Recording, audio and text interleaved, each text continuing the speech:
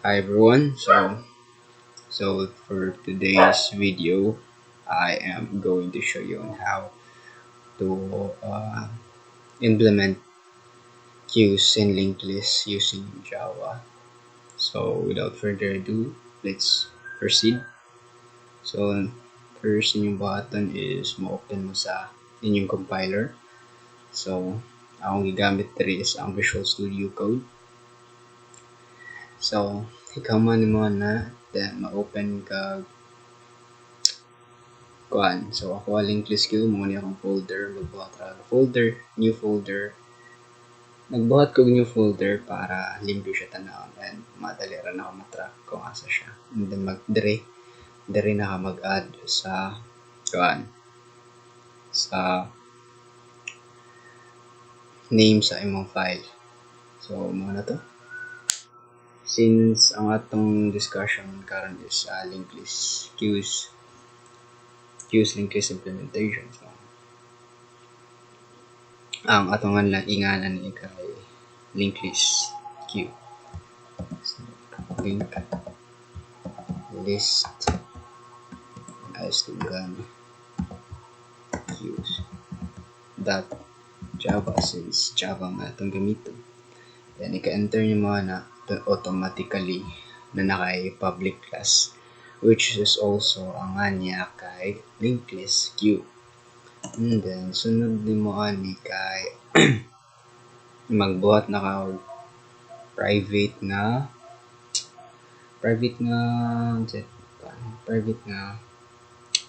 node which is nag-consist of front og rear.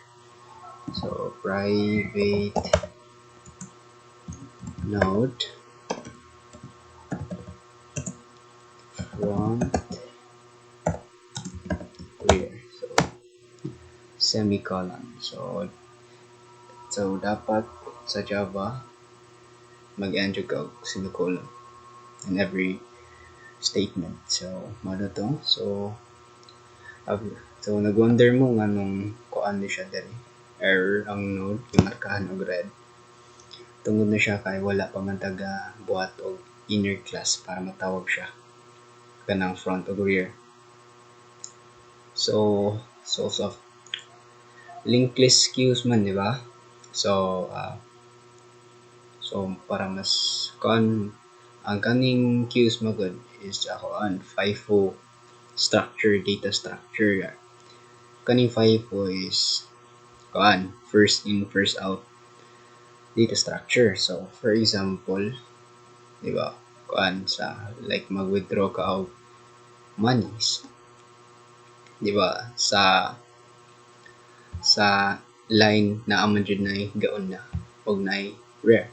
So maura po na diri sa atong linked list queues implementation. And then sunod mong button is magbuhat og private int kay since whole number man yang atong store diri. Queue size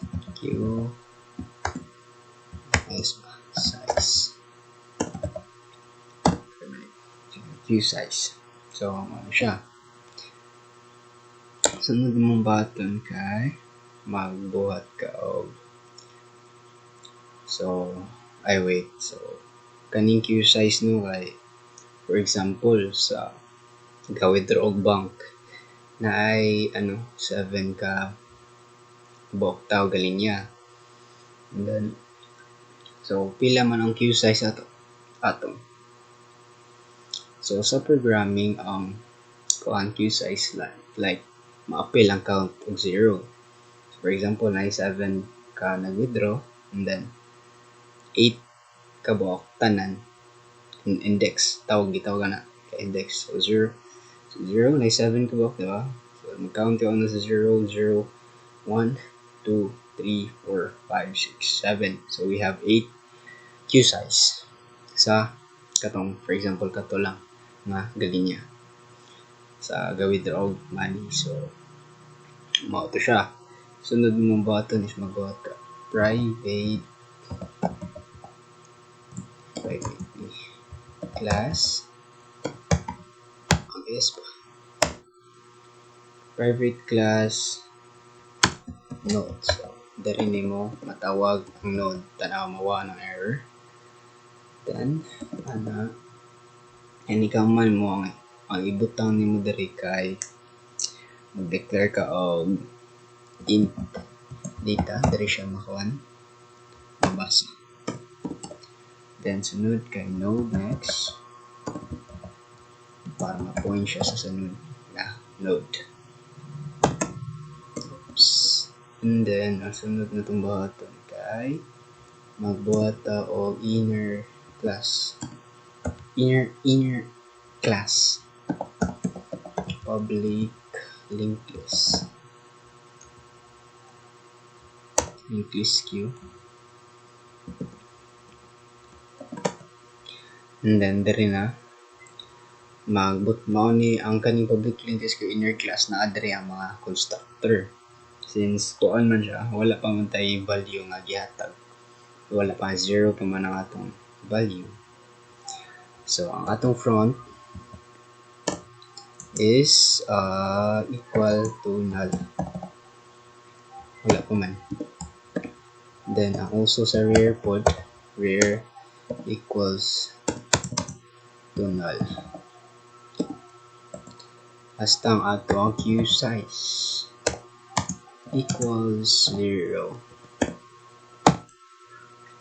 And then mao ni siya ang ato ang constructor. So ikaw man na mag-proceed na ta sa magbuhat na ta og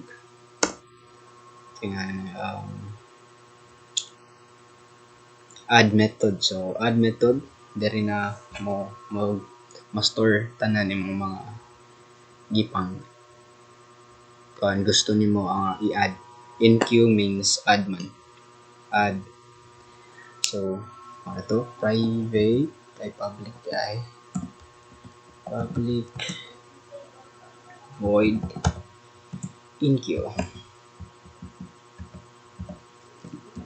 Spelling in queue. And then int data. Tapos sunod na node holder. So ako ron i-explain tanan na gaano na ta mo example niya. So node holder equals to rear. So wala pa man tay older kay wala pa sad tay data, since niya bisan pag naatay data ang older na to is null gihapon. Null kay matubag ra na tanan ko. And then rare equals new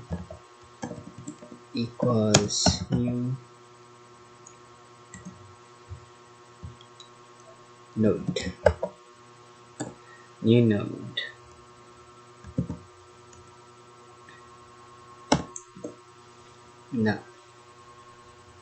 Then rare that data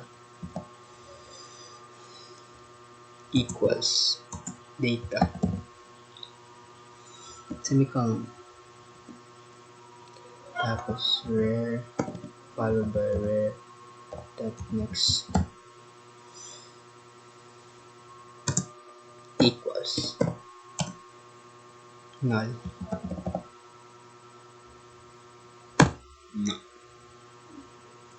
Tapos butangan po ni nato siya og if na or conditional statements. So if i-check man nato kung ang queue size is empty ba. So mo na to if queue size is empty. So natay condition kung empty ang queue size.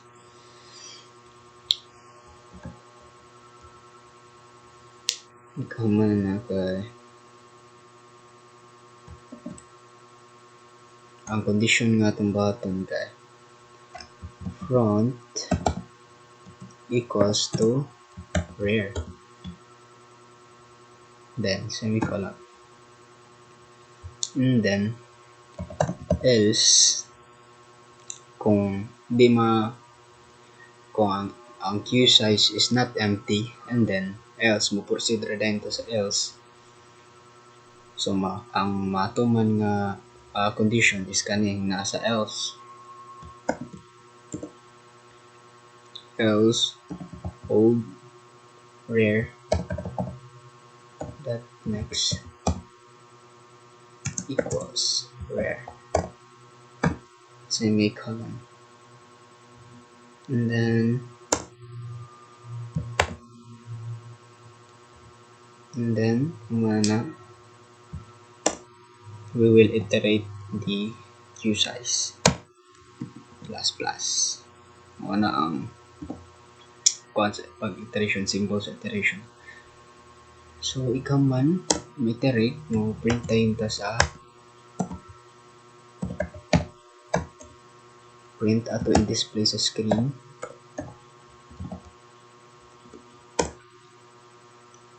I-display sa screen ang element nga natong na-add. Element. Tas concatenation plus data nga atong gi-add. Data nga atong gi-add, and then element, like for example element 5 is added to the queue, like that one. So nawa atong kuan da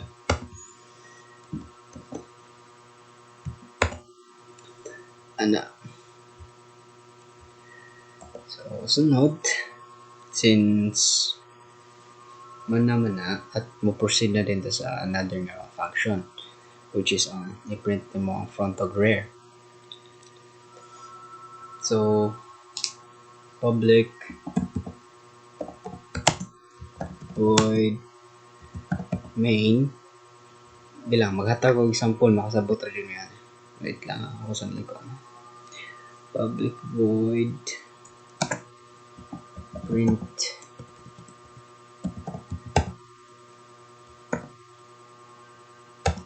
front rare.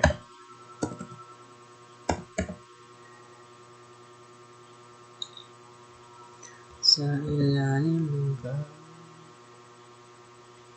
and then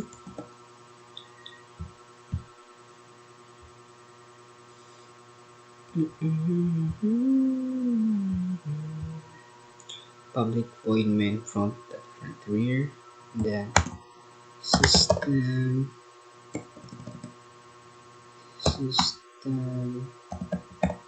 that out that print, and then so i-print na to kung kinsa ang front sa queue o kinsa ang rare. And since wala pa, wait lang jud ta. Naturo example ta front of the queue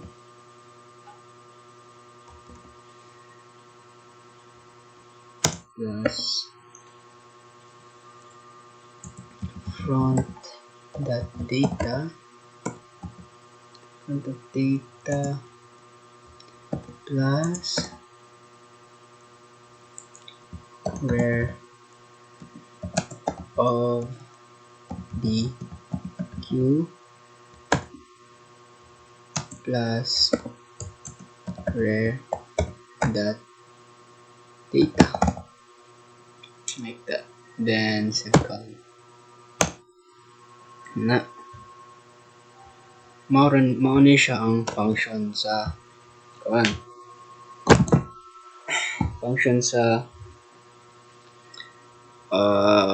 NQ nga dili lain sa nga function i-print diri ang front og rear. So karon mo proceed na ta sa pag-remove sa element. So ang NQ add man, so ang pag-remove kay DQ. So public int DQ.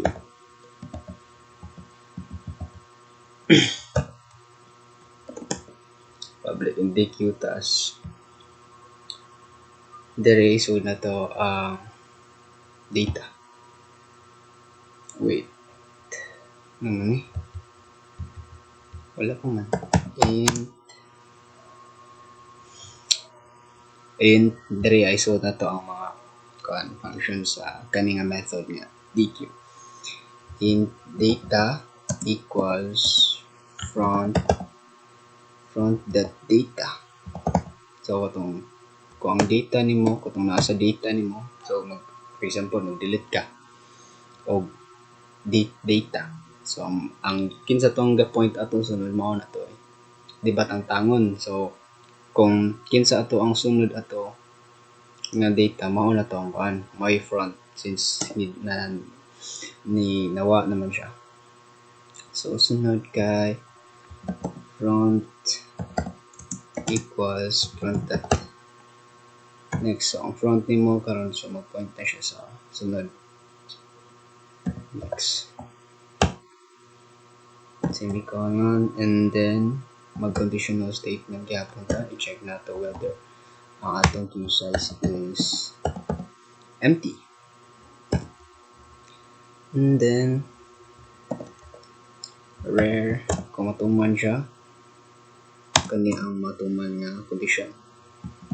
Reverse null. And then we have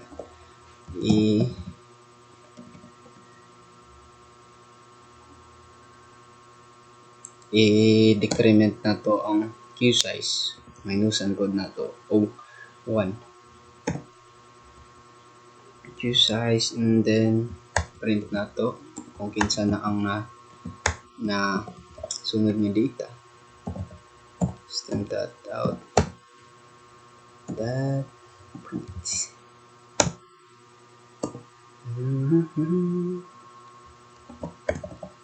Element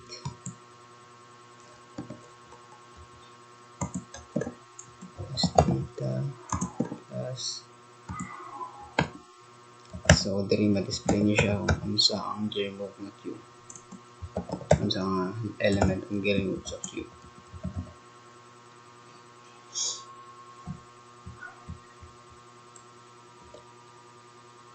Then return data. Return so tanang value nga na dito sa inyong data na return na siya. And then so nag-wonder mo no nga nung ang kaning i-check empty kaning SMT nga word or function is error ni puwa.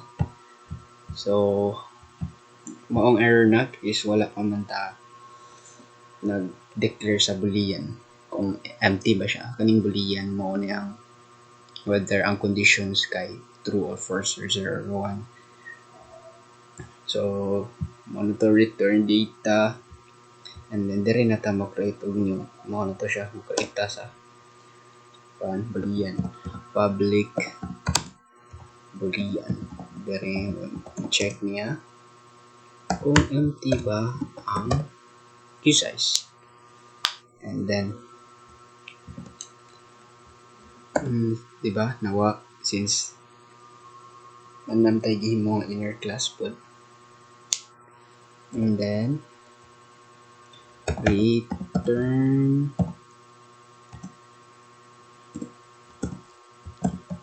queue size is equal to 0.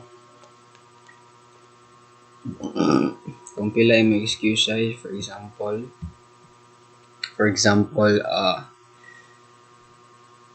say 0. So queue 0 is equal to 0. So kasi matuman siya true and matuman nga condition is katong nasa conditional statements ano siya. And then ikaw man na mo-proceed na to sa atong main function. So,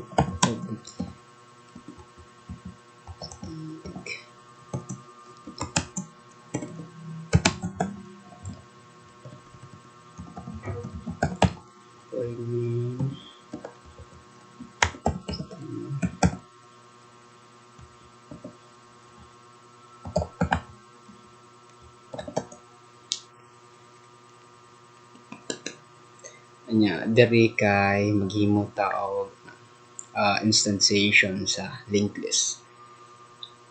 So, linked list, silbi mo siya syntax para matawag ni ang mga queues. Queue mao ni ang atong public class name sa atong class. Since queue man lang to siya variable queue equals new queue linked list.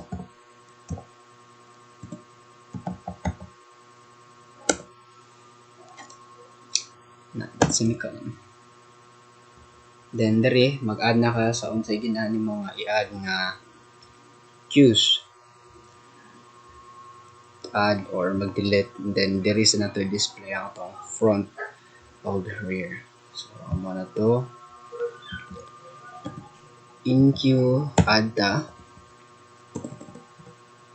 queue dot enq number, so for example 6 semicolon, then in queue sunod kay 3 ako sa display tanan na, and then queue dot print, so diri mo itong print and front rear matawag ni siya dito sa function print front rear. So ano na, and then queue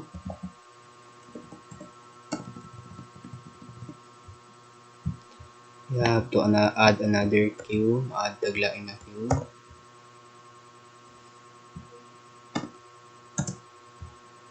Let's say 12 and 24, and then mag-dq sa tagdo q dot dq. Since mag-remove naman ta, we don't have to put number, so q dot dq,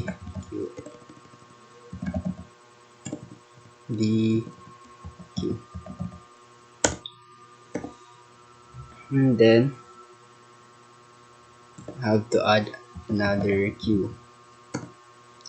dot enq int data, which is 9, and then we have to print sa sunod nga sunod na bag-o nga print ay bag-o nga front and rear. So makaroon ni atong kailangan. So let's try to run our program. Hope it works. Loading ra.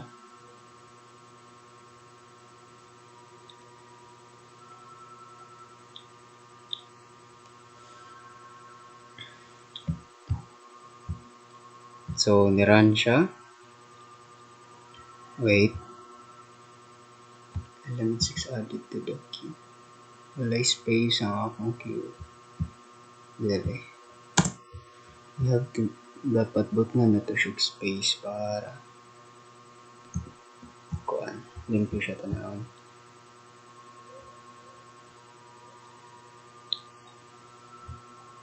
Element 6 added to the queue.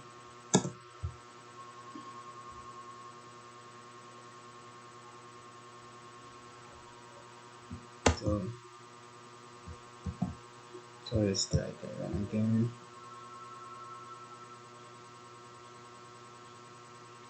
So, yung element 6 remove dito sa DQ para limpyo siya tanawin ba. Let's try to run our program. So, kani ako na na-explain ninyo. So, good. So, kabantay mo, element 6 added to the queue.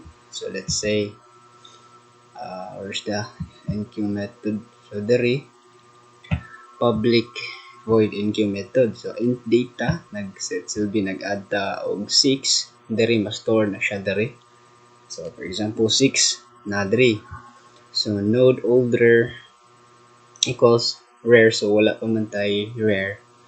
So, let it be nasa. Then, rare equals new node. Wala pa na diha. So, rare.data equals data. And then, rare.next is equal to null. Sabi, wala pa man. So, since wala pa man tayo value, not a value, 6. Tas, kanang 6 mo store ni siya. There is a rare, kaning data nga 6 mo niya atong new node. New node ay node. Mao ni siya ang ato ang node. So kay naa naman tay node, so naa natay queue size nga usa, which is 0. So kung ingon kanya queue size, ma-apply jud ang 0. So naa natay queue size usa, and then we have to proceed sa conditional statements kung ang queue size niya is empty. So adto ta sa boolean nga function. So our queue size is 0, and then queue size 0 is equal to 0. To check it true or false ba. So queue size 0 is equal to 0, so it is true. So even if kung true siya, proceed ta dito dere. So front is equal to rare. So kanang front nato nga data, mao sa na ato ang rare. And then we have to increment. Since wala pa man tay lain nga number ay lain nga node, so ang atong element nga 6 kay maos na ang ato ang front of rear. And then we have to increment the queue size to 1. So after na sa pag-check ato sa boolean, dire increment na nato ang queue size, so mahimo na siyang duha. Diba? Duha. So counted man ang 0. So 0 and 1, duha. And then i-print na nato ang data dire. Element plus the data we have inserted, which is 6 added to the queue. Mo nang ni-display dire. Element 6 added to the queue. Same process sa mo-add ta og 3. Element 3, let's say mo balik ra gyapon ta 3. Mo-add ta 3 added to the queue. Then node old rear equals to rear. So ang older na to, natay older, which is ang 6 equals to rear. Mao pa man to, wala pa man tay gi point nga another node. So dere 3 rear equals new node. So kaning 3 na to, mao na siya, new node na ni siya. Nya ang kaning rear dot next na to, nag-point ang kaning 3 na to nga element kay mag-point sa null, which is walay another node. And then we have to check the conditions if ang atong queue size is empty na sad ba. So adto ta if empty ba. So di ba natay duha ka queue size, which is 0 and 1, so 2. So 2, i-check na sa boolean dere, public boolean is empty. Lagi yes, or sakto natay 1 nga queue size. Watch mao na ang di ba ga-iterate man ta 0 1 queue size, ga-iterate man ta dere. So queue size 0 iterate to 1. So 1 ang atong queue size. So i-check niya if itong boolean is empty. So return queue size is 1 is equal to 0 ba? So since 1 is not equal to 0, false man siya, then mo proceed to sa else nga condition. Older rare that next is equal to rare. Pasabot ana ang katong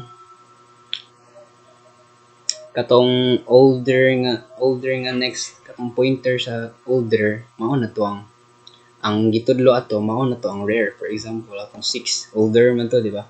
So ang next atong gitudlo mao na to ang rare. And then mag-increment na pud ta sa queue size. And then print. Same process ra, element plus the data we have been inserted added to the queue. Element3 added to the queue. And then we will proceed sa kani public void print front of rear, and then print front of the queue. So mao na to siya 6, and then ang sunod rear of the queue is katunong 3 kay mao naman to yung nasunod sa kuan na diri na old rear false man, di ba? Ang ato ang kuan boolean. So older that next equals rear. So nagpoint ang atong 6 sa 3, so which is mao na to ang ato ang rear, which is ang 3. And then same process gapon diri, element 12 added to the queue, balik-balik ra ka diri, element 12, tas i-check na po na niyan node old rear, balik ka diri int data. So 12 imong data nga imong insert. So node old rear equals to rear, so 3 man atong last nga ang old rear na to is 3 man, so mao to ang rear. Then ang rear na to equals to new node, so maghimo ta og new node, which is dito na to insert ang atong 12. So wala pa taga point, so ang rear that next is equal to null. So and then i-check na po na niya diri ang condition. So we have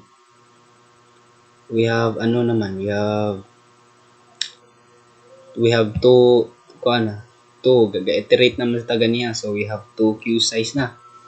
So i-check niya if empty ang queue size niya. Since we have two queue size naman, we get iterate naman ta pair me basta mobalik sa queue size nga iteration. So mao na to, we have 2, so i-check niya diri public boolean is empty, return queue size 2 is equal to 0, di ba? False gihapon.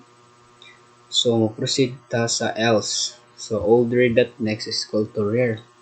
So ang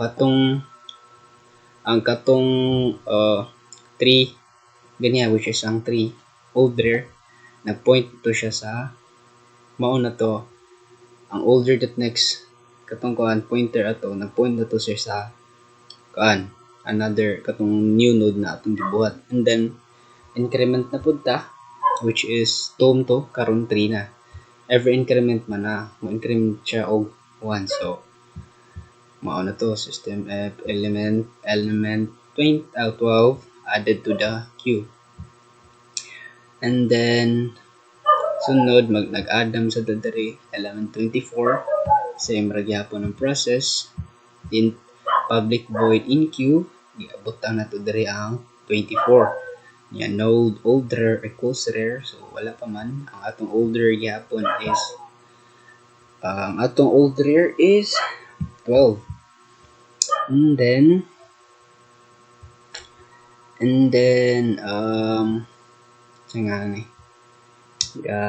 rear equals new node, so mag-create tag new node para sa ato ang 24, and then rear that next is equal to null, so mag-point wala pa man na to next gi point, so null pagyapon siya. So if check yapon na tong condition kung empty ba ang queue size. So and since dili naman siya empty, we have now 0 1 2 3 queue size na. Check ni mo diri public boolean is empty, return queue size 3 is equal to 0, true or false, true or false. So false na siya, and then proceed ka diri. Older that next. So ang katong older that next magpoint to siya sa sunod nga rare katong giad na to, which is ang atong bago 24. And then queue size increment, we have 4 and ano, so upat ka 0 1 2 3 4 0 1 2 3 4, we have 4 queue size, and then element nga yung gi-add added to the queue, so 24 nakita naman na rin element 24 added to the queue. Then dari element 6 removed from the queue kay dari dq adto ta sa dq nga method. So dq int data front data, so atong front data is kuan man di ba 6, and then ang front is equal to front test next front, katong front magpoint to siya sa sunod nga ga sunod niya, and i-check niya diri if ang boolean is or ang if check niya ang queue size, so why else diri i-check niya, so if is empty rare equals to null, and then same process diri element 3 remove from the queue, nag-remove ta og duha nya int data front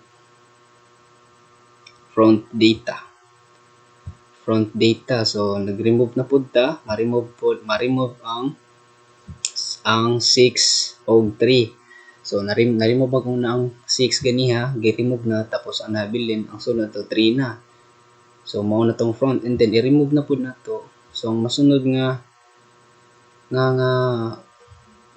front is katon ang kasunod sa 3, which is ang and then which is ang 12, and then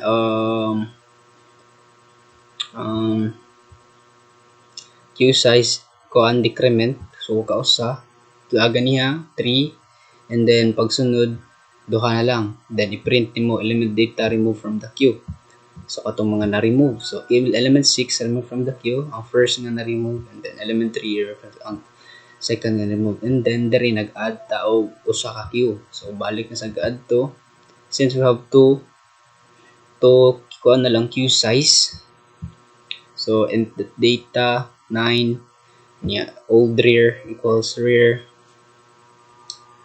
so ang older na to ay 24, motor na rear mag-create tag new node para dito na ibot ang atong kuan tingnan ni node, and then rear that data equals to data, so mo na ang gisudlan na nato ang node og value nga 9, and then rear that next nagpoint na siya sa null, and then i-check na sa nato ang condition kung empty ba ang bulkan queue size, since we have 2 man nag-decrement ang ganyan kaduha, so we have 2 na lang, but we have 3 elements which is ang 12, 24 and 9, nag-add naman ta, so ayun 2, and then i-check diri public boolean is m3 whether is true or false, queue size is 2 equals to 0, so it is false, so proceed ta dito sa older that next equals to rare, so ang sunod nga rare is ang 9 na, and queue size 3 queue size increment, so we have 3 na, so upat na kabuok atong element added to the queue, and then magbasa na siya sa front, kinsa ang front og ang rare, so kinsa naman atong front of the sa queue na to karon, so ang 12 mao na to ang gi-remove naman tong duha, and then ang 6 ug 3 gi-remove naman, and then ang rare na to kato na tong bag-o na to gi-insert, which is ang 9, nakita diri front of the queue 12, rare of the queue 9, so hindi mo na siya sa saon pag-implement sa queues using linked list in Java. I hope nga So that's it, maura to ang video karon. So I hope na naamoy nakatunan balag gamay lang. So thank you for watching, thank you for appreciating my video. I hope na ginahan ra mo. Thank you very much.